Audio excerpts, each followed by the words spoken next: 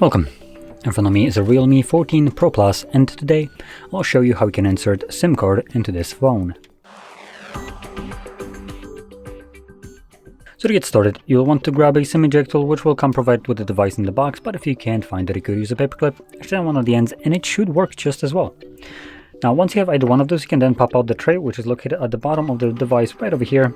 So grabbing a little tool, you want to push it in, and from there pull out the tray, which will have two different sides, so you can use two SIM cards at the same time. Now I'm only planning to use one. Now if you're planning to also use one, you can use bottom or top, it doesn't really matter. Just make sure that your card is clipped in place correctly. It should not be protruding from the tray and also shouldn't be falling out from it. Once you insert your card back into the device, it should start to work right away. There we go. So you can see it's prompting me to confirm my SIM card PIN, and once I do that, this will unlock the SIM card. So if you found this very helpful, don't forget to hit like, subscribe, and thanks for watching.